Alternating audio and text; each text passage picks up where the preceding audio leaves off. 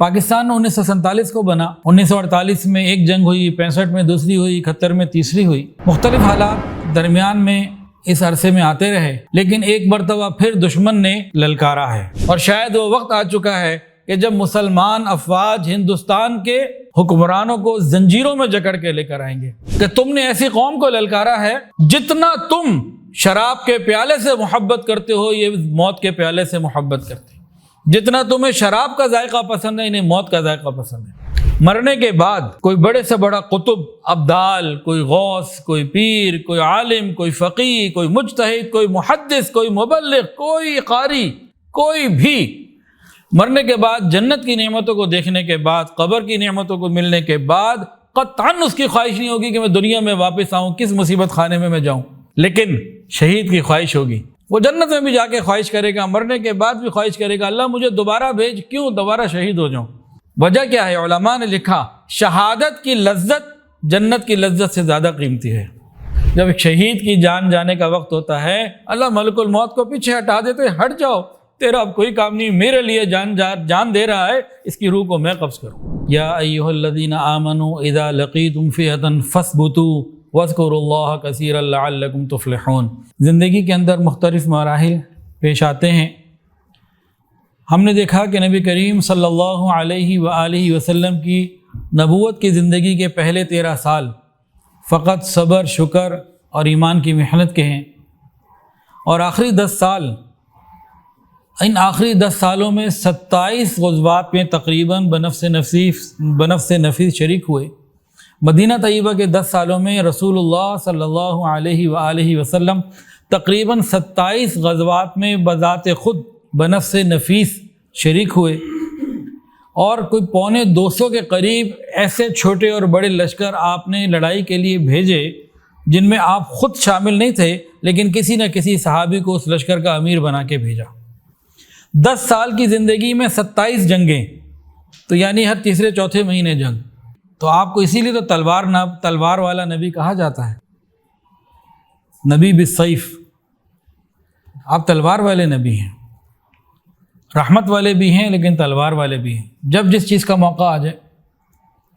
پاکستان 1947 کو بنا، 1948 میں ایک جنگ ہوئی، 65 میں دوسری ہوئی، 71 میں تیسری ہوئی۔ مختلف حالات درمیان میں اس عرصے میں آتے رہے، لیکن ایک مرتبہ پھر دشمن نے للکارا ہے۔ تو انشاءاللہ العزیز پوری قوم باطل کے خلاف، دشمن کے خلاف متحد ہے۔ آپس میں ہمارا کوئی بھی معاملہ ہے وہ بھائیوں والی بات ہے، گھر کی بات ہے، لیکن دشمن کے لیے سب کے سب افواج پاکستان کے ساتھ شانہ بشانہ کھڑے ہیں، اور آخری سانس تک کھڑے ہیں، آخری دم تک کھڑے ہیں۔ بلکہ صحیح وقت تو اللہ ہی جانتا ہے، لیکن محسوس یہ ہوتا ہے فلسطین کے حالات کو دیکھتے ہوئے، موجودہ ہندوستان کی اس جارحیت کو اور بدماشی کو دیکھتے ہوئے، شاید وہ وقت قریب آ چکا ہے کہ جب یہودی کے پیچھے، جب درخت کے پیچھے چھپے ہر یہودی کو درخت پکار کے کہے گا، اے مومن میرے پیچھے یہودی ہے، قتل کرو اس کو۔ اور شاید وہ وقت آ چکا ہے کہ جب مسلمان افواج ہندوستان کے حکمرانوں کو زنجیروں میں جکڑ کے لے کر آئیں گے۔ ہو سکتا ہے وہ وقت آ چکا۔ تو انہوں نے تو اپنے انجام کو پکارا ہے۔ غزوہ ہند کی بشارت مسلمانوں کے لیے ہے، ادھر امام مہدی، دجال، عیسیٰ علیہ السلام کا آنا، یہ سارے معاملات، دجال کا خاتمہ، یہودیت کا خاتمہ، دنیا سے عیسائیت کا خاتمہ، اور مسلمان کا اسلام کا بول بالا ہے۔ ہو سکتا ہے کہ یہ وقت آ چکا ہو، تو انہوں نے پھر اپنے انجام کو للکارا ہے۔ مسلمان کے لیے کبھی بھی، کہیں بھی، کسی بھی جگہ پہ ناکامی نہیں ہے۔ کربلا میں شہید ہونے والے ناکام نہیں ہیں، یہ غزہ کے اندر یہ ہزاروں کی تعداد میں شہید ہونے والے ناکام نہیں ہیں۔ ناکام کون ہوتا ہے؟ سر جھکانے والا ناکام ہوتا ہے، سر کٹوانے والا ناکام نہیں ہوتا۔ سر جھکانے والا یہ ناکام ہوتا ہے، کٹوانے والا ناکام نہیں ہوتا۔ اور جب مسلمان اور پوری قوم مل کر سر کٹانے کے جذبے سے تیار ہو تو دشمن تو ویسے ہی شلواریں گیلی ہو جاتی۔ اس بات کو ایک اور سمجھنے کی ضرورت ہے۔ یہ جو غیر مسلم ہے نا، عام طور سے یہ بہادر نہیں ہوتے، یہ بزدل ہوتے ہیں۔ ان کی بہادری جو نظر آ رہی ہوتی ہے اصل کے اندر وہ غصہ ہوتا ہے۔ ہم ان کے غصے کو بہادری سمجھ رہے ہوتے ہیں اور وہ اپنے غصے کو اور جذبات کو بہادری سمجھ رہے ہوتے ہیں۔ یا کیا ہوتا ہے، ان کے پاس ہمیشہ حضرت آدم علیہ السلام سے لے کے آج تک وسائل زیادہ رہے، افرادی قوت ہو، مادی قوت ہو، اسلحہ ہو، کچھ بھی ہو، زیادہ رہے، تعداد زیادہ رہی۔ یہ تو ہمیشہ سے رہا ہے، ایسے ہی رہے گا۔ تو وہ اس کے بلبوتے کے اوپر ایک دھوکے میں آ جاتے ہیں، اندر سے نہایت کمزور ہوتے ہیں، بزدل ہوتے ہیں، بالکل اندر سے بزدل ہوتے ہیں۔ حضرت عمر فاروق رضی اللہ تعالیٰ عنہ نے ایک مرتبہ کسی نے للکارا تھا، تو ان کی بات کا مفہوم میں اپنے الفاظ میں ذکر کر رہا ہوں کہ تم نے ایسی قوم کو للکارا ہے جتنا تم شراب کے پیالے سے محبت کرتے ہو یہ موت کے پیالے سے محبت کرتے ہو، جتنا تمہیں شراب کا ذائقہ پسند ہے انہیں موت کا ذائقہ پسند ہے۔ جب مومن اپنی جان دینے کے لیے تیار ہو جاتا ہے، اس جذبے کے آگے کبھی کوئی شکست مسلمان کو نہیں دے سکا۔ کافر جان دینے کے لیے تیار نہیں ہے، جان لینے کے لیے تیار ہے،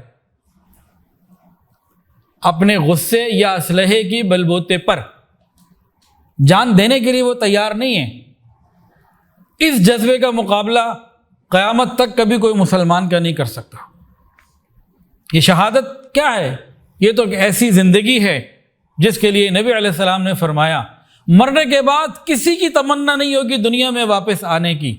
وہاں کی نعمتیں جب اسے مل جائیں گی، مرنے کے بعد کوئی بڑے سے بڑا قطب، ابدال، کوئی غوث، کوئی پیر، کوئی عالم، کوئی فقیہ، کوئی مجتہد، کوئی محدث، کوئی مبلغ، کوئی قاری، کوئی بھی مرنے کے بعد جنت کی نعمتوں کو دیکھنے کے بعد، قبر کی نعمتوں کو ملنے کے بعد قطعاً اس کی خواہش نہیں ہوگی کہ میں دنیا میں واپس آؤں، کس مصیبت خانے میں جاؤں۔ لیکن شہید کی خواہش ہوگی، وہ جنت میں بھی جا کے خواہش کرے گا، مرنے کے بعد بھی خواہش کرے گا اللہ مجھے دوبارہ بھیج، کیوں دوبارہ شہید ہو جاؤں۔ وجہ کیا ہے؟ علماء نے لکھا شہادت کی لذت جنت کی لذت سے زیادہ قیمتی ہے۔ وہ اس لذت کو پانے کے لیے جو وقت شہادت اس کو مل رہی ہوتی ہے، اور وہ بھی ایک عجیب لذت ہے۔ علماء نے فرمایا ایک عام آدمی کی جان نکالنے کے لیے، روح قبض کرنے کے لیے ملک الموت حضرت اسرائیل علیہ السلام ان کی ٹیم کام کرتی ہے۔ جب ایک شہید کی جان جانے کا وقت ہوتا ہے، اللہ ملک الموت کو پیچھے ہٹا دیتے، ہٹ جاؤ، تیرا اب کوئی کام نہیں، میرے لیے جان دے رہا ہے، اس کی روح کو میں قبض کروں گا۔ وہ جو روح قبض کرنے کا اللہ تعالیٰ کی طرف سے معاملہ ہوتا ہے، انتہائی قرب کا اور محبت کا اور اپنائیت کا، وہ لذت ایسی ہوتی ہے کہ شہید مرنے کے بعد بھی، شہادت کے بعد بھی واپس آنے کی تمنا کرتا ہے کہ یہ نعمت اسے جنت میں بھی نہیں ملے گی، یہ نعمت اسے جنت میں بھی نہیں ملے گی۔ دیکھنے والے کو محسوس ہو رہا ہے کہ شہید ہونے والا، اس کے پرخچے اڑ رہے ہیں، اس کی ٹانگیں کٹ رہی ہیں، اس کا کچھ جسم پھٹ رہا ہے، پرخچے اڑ رہے ہیں۔ حدیث کیا کہہ رہی ہے؟ چیونٹی کے کاٹنے سے بھی کم تکلیف ہوتی۔ ظاہر میں کیا ہو رہا ہے وہ الگ بات ہے، اندر جو اس کو لذتیں مل رہی ہیں، ایسے تو نہیں صحابہ کرام گردن کٹ رہی ہے جاتے ہوئے کہہ رہے ہیں فزت ورب الکعبہ، رب کعبہ کی قسم میں کامیاب ہو گیا۔ جب کافر صحابہ کو اور تابعین کو، مجاہدین کو شہید کرتے تھے انفرادی طور پر، تو حیران ہوتے تھے جسم میں اتنا خون کہاں سے آیا، کیونکہ جب کسی اور کو وہ مارتے تھے غیر مسلم کو تو سارا خون تو خشک ہو جاتا تھا، جسم تو سکڑ جاتا تھا موت کے خوف سے، اور یہاں اتنا خون، وہ حیران ہوتے تھے۔ یہ 1400 سال 1300 سال پرانے واقعات میں باتیں لکھی ہوئی ہیں کتابوں میں کہ وہاں خون کم نہیں ہوتا تھا۔ اب اگر انڈیا نے للکارا ہے تو میرے اور آپ کے کرنے کے کیا کام ہیں، ہم اس پر بھی چند باتیں کر لیں۔ یا ایھا الذین آمنوا، اے ایمان والو، اذا لقیتم فئۃ فاثبتوا، جب تمہارا سامنا کسی دشمن سے ہو جائے تو فاثبتوا، ثابت قدم رہنا۔ فاثبتوا، ثابت قدمی میں بہت ساری چیزیں ہیں۔ ثابت قدمی ایک جملہ اللہ تعالیٰ نے قرآن میں بتا دیا، لیکن اس کی تفصیل تو بہت طریقوں سے اس میں سمجھی جا سکتی ہے۔ حوصلہ نہیں ہارنا، ہمت نہیں ہارنی۔ اس وقت میڈیا کی پوری کوشش ہوگی، باطل میڈیا کی، میں پاکستانی کی بات نہیں کر رہا ہوں، باطل کی کوشش ہوگی کسی بھی طریقے سے مسلمانوں کے حوصلوں کو پست کرے، عوام کے حوصلوں کو پست کرے۔ مثال کے طور پر ایک جملہ آپ نے سنا ہوگا، اسرائیل ناقابل شکست ہے جی، 20 مہینے ہو گئے ابھی تک تو غزہ کی 1 انچ پہ قبضہ نہیں کر سکا، امریکہ ناقابل شکست ہے۔ نہیں، ایسی کوئی بات نہیں، افغانستان میں اللہ نے ان کو کامیابی دی ہے، مسلمانوں کو۔ تو ثابت قدمی، کسی بھی چیز سے حوصلہ نہیں ہارنا، زیادہ سے زیادہ موت کے بارے میں حضرت خالد بن ولید رضی اللہ تعالی عنہ، ان کی کیا باتیں ہیں؟ بستر مرگ پہ جب دنیا سے جا رہے تھے، میدان میں نہیں، گھر میں امن کے وقت میں، تو فرمانے لگے موت اگر میدان جہاد میں ہوتی تو میں ہر اس جگہ گھسا ہوں جہاں سینکڑوں ہوتے تھے، میں اکیلا ہوتا تھا، درجنوں دشمن ہوتے تھے، میں اکیلا ہوتا تھا۔ موت کا تعلق میدان جہاد سے نہیں ہے، موت اپنے وقت پر آنی ہے۔ ایک صحابی نے کسی کو ترغیب دیتے ہوئے کہا، غالباً حضرت علی رضی اللہ عنہ نے، کنہوں نے، کہ موت سے مت گھبرانا، یہ تو آنی ہی آنی ہے۔ بلکہ قرآن مجید کے اندر سورہ احزاب میں اس کی تفصیل موجود ہے، موت تو آنی آنی ہے۔ یہ سوچنا کہ میدان جنگ میں جائیں گے تو موت آ جائے گی، یہ بات غلط ہے، پیچھے بھی آ سکتی ہے۔ موت کا ایک اپنا وقت مقرر ہے، جب جہاں جس کی اللہ نے لکھی ہے ویسے آنی ہے۔ تو اس لیے اسے نہیں گھبرانا کہ موت آ جائے گی، موت نے تو آنا ہی آنا ہے، اور یہ والی موت تو سعادت کی موت ہے۔ اور انشاءاللہ العزیز فلسطین کے اندر اسرائیل کا حملہ ہو یا پاکستان کے اندر ہندوستان کا یہود و ہنود، انشاءاللہ دونوں رسوا ہوں گے، بالآخر رسوا ہوں گے۔ تو کسی ایسی جملے سے، کسی ایسی پوسٹ سے، کسی ایسی بات سے حوصلہ نہیں چھوڑنا، بالآخر انشاءاللہ کامیابی اللہ نے مسلمانوں کی رکھی۔ اگر وہ وقت آ گیا ہے غزوہ ہند کا تو بشارت الحمدللہ مسلمانوں کے ساتھ۔ دوسری چیز جو میرے اور آپ کے کرنے کی ہے، پیدل واک بڑھائیں، روز آدھا گھنٹہ 1 گھنٹہ آپ کہیں۔ اس کا کیا تعلق ہے جی جہاد سے؟ جی نبی علیہ السلام نے اس کی ترغیب دی ہے حدیث کے اندر، صحت مند مومن ہی اپنی اور کسی کی حفاظت کر سکتا ہے، تو پیدل چلنا شروع کرے۔ اس کے علاوہ اور کیا کام کرے؟ زبان کے ذائقے کو ذرا چھوڑ دیں، سادگی پر آ جائیں، ایک وقت کی بھوک رکھ کے کھانا شروع کر دیں، گھر میں چاہے جتنا موجود ہو، ذرا بھوکے رہنے کی عادت بھی ڈالیں۔ کل پتہ نہیں کس طریقے کا معاملہ پیش آ جائے، نبی علیہ السلام کے مبارک پیٹ پہ 2 پتھر بندھے ہوئے تھے، صحابہ کے پیٹ پہ پتھر بندھے ہوئے تھے، بھوک تھی۔ جب یہ معاملات آتے ہیں تو کئی چیزیں آ سکتی ہیں، تو ہم کچھ بھوکا رہنے کی عادت بھی ڈالیں، ہمت اور حوصلے کے ساتھ اللہ کی رضا کے لیے۔ اس کے علاوہ جہاد جو ہے نا، یہ جان سے بھی ہوتا ہے، مال سے بھی ہوتا ہے، وَأَلْسِنَةٌ، زبان سے بھی ہوتا ہے۔ تو ہم رائے عامہ کو بہتر بنانے کے لیے، رکھنے کے لیے، حوصلے بلند رکھنے کے لیے ہر جگہ ایمان اور یقین کی اور خوبصورت باتوں کو کریں۔ سوشل میڈیا کے اوپر جو اچھے میسیجز ہیں، قرآن مجید کے اندر جو جہاد کے بارے میں باتیں ہیں، حدیث کے اندر جو جہاد کے بارے میں باتیں ہیں، صحابہ کرام کے جو واقعات ہیں، جو باتیں ہیں ایمان کو اور حوصلے کو بڑھانے والی، ان کو زیادہ سے زیادہ شیئر کریں۔ اس کے علاوہ دعائیں، حضرت امام ربانی مجدد الفسانی رحمۃ اللہ نے فرمایا ہے کہ اللہ تعالیٰ کے بے شمار لشکر ہیں، وما یعلم جنود ربک الا ہو، اللہ فرماتے ہیں بڑے لشکر ہیں میرے، بہت ہے۔ تو انہوں نے فرمایا ایک لشکر دعا ہے، تو ہم دعاؤں میں لگ جائیں۔ قنوت نازلہ، مساجد میں فجر کی نماز کے بعد، مساجد میں فجر کی نماز میں قنوت نازلہ کا اہتمام یہ بھرپور طریقے سے شروع ہو جائے۔ گزشتہ 20 مہینے سے فلسطین کے حالات ہمارے سامنے آ رہے ہیں، غزہ کے، شہادت کے اور بے شمار۔ کیا آپ میں سے کسی کو کوئی ایک ویڈیو بھی ایسی ملی ہے کہ بے صبری اور ناشکری کا جملہ کسی نے بولا ہو؟ صبر اور استقامت کے پہاڑ بنے ہوئے، تو ہمیں بھی اسی طرح صبر اور استقامت کے ساتھ جمے رہنا ہے۔ اپنی تقریبات کو سادہ کر دیں، مختصر کر دیں۔ گھر میں اے سی نہ چلائیں، ابھی تک الحمدللہ میں نے گھر میں اے سی آن نہیں کیا۔ ہاں، کوئی ریکارڈنگ کے لیے، بیان میں کوئی بزرگ آئے ہوئے ہیں، اس کام کے لیے لوگوں نے کیا، میں نے اپنے ذاتی کمرے کا ابھی تک آن نہیں کیا۔ اس وقت تک کوشش کرتا ہوں آن نہ کرنے کی جب تک اس کے بغیر کب گزارا ہو ہی نہیں سکتا۔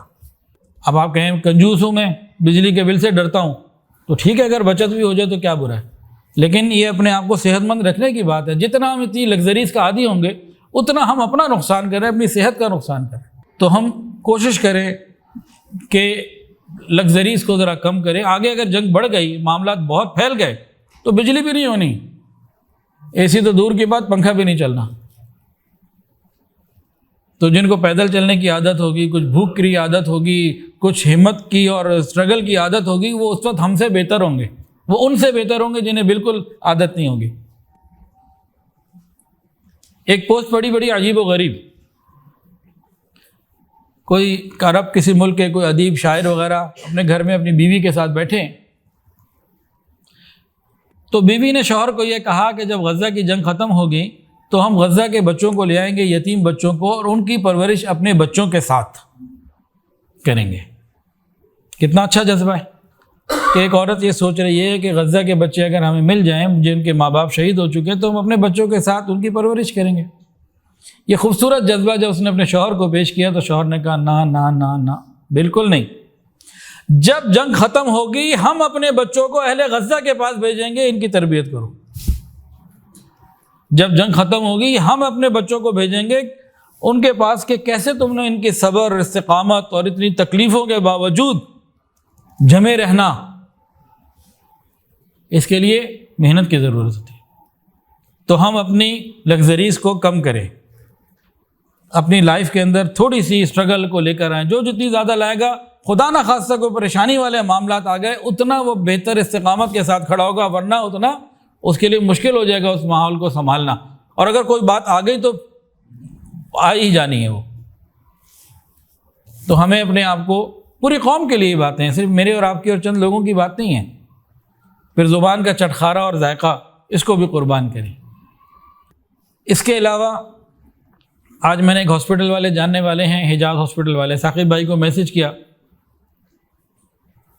میرے والد صاحب نے صبح مجھے بلایا 9:30 بجے اور ایک بتایا کہ بھئی 65 کی جنگ میں یہ ہوا تھا۔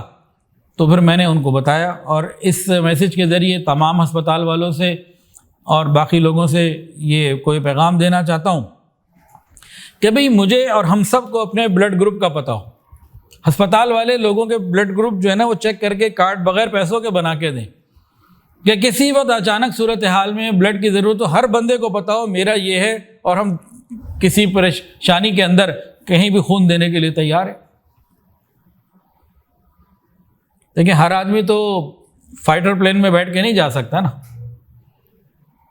تو جو آرمی کا کام ہے وہ آرمی کرے، جو ایئر فورس کا کام ہے، جو نیوی کا کام، مطلب بحریہ کا کام ہے، سب اپنے اپنے کاموں کو کریں۔ تو ہمارے کرنے کے جو کام ہیں جو اس میں ہم کر سکتے ہیں، اور بھی غور کریں، سوچیں، کریں۔ یا ایھا الذین آمنوا اذا لقیتم فئۃ فاثبتوا، تو فاثبتوا کے اندر یہ چیزیں کچھ میں نے عرض کر دی، تو کچھ اس میں اور بھی ہوں گی، تو ہر بندہ سوچے کہ کیا میں بہتر کر سکتا ہوں۔ آگے کیا ہے؟ اللہ کا ذکر کرو کثرت کے ساتھ، لعلکم تفلحون۔ پچھلی تمہاری ساری ثابت قدمی، ساری تیاریاں یہ اپنی جگہ ضروری ہیں، لیکن ذکر اللہ کی کثرت اس کے ساتھ ضروری ہے، قرآن ہے۔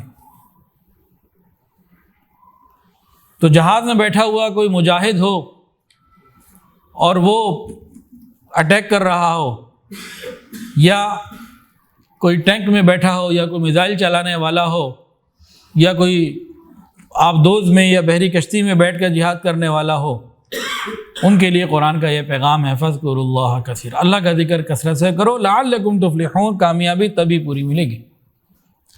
اور ہم یہاں ذکر کریں اللہ کا، قرآن مجید کی تلاوت کریں، تو انشاءاللہ العزیز روحانی قوت کے ساتھ جو مسئلہ حل ہوگا وہ کسی اور قوت سے ہو نہیں سکتا۔ آج کل نا لوگ مادیت پسند ہو گئے ہیں اور لگژریز میں پڑ گئے ہیں، سہولت پسند ہو گئے ہیں، تو ان سہولیات کی وجہ سے بہت ساری جگہ یہ مغربی پروپیگنڈے کا شکار ہو جاتے ہیں اپنی کمزوریوں کی وجہ سے۔ ایک صاحب نے کہا جب بات ہوئی تو بھئی اس وقت قرآن مجید کے ساتھ ہمیں اپنے تعلق کو مضبوط کرنے کی ضرورت ہے۔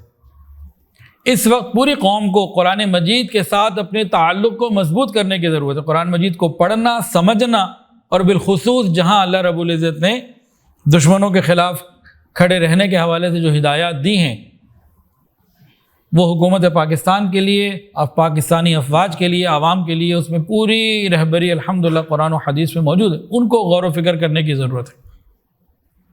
قرآن مجید کے ساتھ اپنا تعلق مضبوط کرنے کی ضرورت ہے. یہ بات ہوئی تو ایک صاحب کہنے لگے جی ابھی تو 5th جنریشن وار اور پتہ نہیں کیا کیا، تو قرآن مجید سے کیا ہوگا؟ یہ جملہ کسی نے بولا، کتنا برا جملہ ہے. قرآن مجید سے کیا ہوگا آپ کو بتا دیتا ہوں. قرآن مجید ہمیں اندر سے موٹیویشن دے گا، اندر سے ہماری روح کو تازہ کرے گا، حوصلوں کو اور ہمت کو بلند کرے گا. آپ ایک عام آدمی ہیں، آپ فوجی ہیں، آپ جنرل ہیں، آپ حکومت کے ہیں، آپ کچھ بھی ہیں، انٹرنل موٹیویشن اور اندر سے حوصلے کا بلند ہو جانا اور یقین کا مضبوط ہو جانا، یہ سب قرآن مجید دیتا ہے. یہ جتنا یقین مضبوط ہوگا، ہمارے پاس جتنی چیزیں ہیں، یہ ہماری لکڑی بھی انشاءاللہ تلوار بن جائے گی. اور اگر اندر سے موٹیویشن نہیں ہے، اندر سے مردہ ہیں، پھر ایٹم بم بھی جو ہے نا وہ شب برات کے پٹاخے کی مانند ہوگا. تو قرآن مجید تو ہمیں اندر سے زندہ کر رہا ہے، اندر کی زندگی دے رہا ہے. کوئی بھی ٹیکنالوجی، کوئی بھی مادی وسائل، ان کو استعمال کرنے کے لیے جو چیزیں چاہیے وہ قرآن مجید سے ملیں گی. تو قرآن مجید کو پڑھنا، سمجھنا، یہ ساری چیزیں انتہائی ضروری ہیں. تو اللہ تعالیٰ سے دعا ہے اللہ تعالیٰ ہم سب کو کامیابی عطا فرمائے، اور انشاءاللہ العزیز پوری امید ہے کہ اللہ رب العزت مسلمانوں کو کامیابی عطا فرمائیں گے. اور اگر واقعتاً غزوہ ہند کا یہ وہ وقت آ چکا ہے، پھر دشمن نے پھر پاکستان کو نہیں للکارا، اس نے پھر اپنے انجام کو للکارا ہے جو رسول اللہ صلی اللہ علیہ وآلہ وسلم نے بتایا ہے، اپنے انجام کو للکارا ہے. یہ بھی حدیث میں ہے کہ جنگ مانگو نہیں، لیکن آ جائے تو پھر پیچھے بھی نہیں ہٹنا. زیادہ سے زیادہ کیا ہوگا، موت آئے گی تو ویسے بھی آنی. آج میں سوچ رہا تھا 1971 میں آخری جنگ ہوئی، آج کتنے سال گزر گئے؟ تقریباً 54 سال بعد ایک ایسا موقع آ رہا ہے. تو اگر واقعی یہ جنگ بڑھتی ہے تو بھائی ہم شہادت کے جذبے کے ساتھ آخری حد تک پورے حوصلے کے ساتھ افواج پاکستان کے ساتھ کھڑے ہیں، اور کسی قسم کی کوئی نیگیٹو، کوئی منفی چیز آئے تو اس کو سوائے ڈیلیٹ کرنے کے اور کوئی کام نہیں کرنا. نہ اس کو پڑھنا ہے پورا، نہ اس کو تبصرہ کرنا ہے، نہ فارورڈ کرنا ہے. یہ بھی نہیں کہنا جی یہ بری چیز کیوں کسی نے بھیجی، ختم. اچھی اور پازیٹیو چیزوں کو ہم نے آگے بھیجنا ہے. انشاءاللہ العزیز جب ہم دعا کرتے رہیں گے، فکر مند رہیں گے اور اپنے آپ کو تیار رکھیں گے کسی بھی ناپسندیدہ صورتحال سے مقابلے کے لیے، تو انشاءاللہ العزیز اللہ تعالیٰ کی طرف سے رحمتیں ہماری طرف آئیں گی. اللہ تعالیٰ پوری امت کی حفاظت فرمائے. اور اس وقت حکومت نے، افواج نے، سب نے مل کے جس یکجہتی کے ساتھ یہ سارے کام کیے، اللہ تعالیٰ، اچھا یہ بھی ممکن ہے کہ اس نے حملہ کیا، بزدلانہ جاہریت کی، بدماشی کی، افواج پاکستان نے جواب دیا. کیا معلوم کہ یہی بات امت کو ایک کرنے پہ، پاکستانی کو ایک کرنے پہ، پاکستان کی افواج، عوام، حکومت، ہر ایک کو ایک پیج پہ لانے کے لیے کامیاب ہو جائے، اور اس میں سے پتہ نہیں کتنی خیریں نکل آئیں. تو اگر ہم سب ایک ہو گئے کہ بھی میرا علاقہ، میری پارٹی، میری زبان، میری مفاد، ہر چیز کو ختم کر کے جب ہم پورے اپنے ملک کے لیے ایک ہو جائیں تو اس کی پھر برکتیں اتنی ہو سکتی ہیں جو ہم سوچ بھی نہیں سکتے. پاکستان کے لیے ترقی کے بے شمار آگے راستے اور زاویے کھل سکتے. تو اس وقت متحد ہونے کی، ایک ہونے کی ضرورت ہے. وآخر دعوانا الحمدللہ. ویڈیو کے نیچے سبسکرائب کے بٹن پہ کلک کریں، بیل کے آئیکن پہ کلک کیجئے تاکہ ہر نئی ویڈیو کی نوٹیفیکیشن آپ کو مل جائے.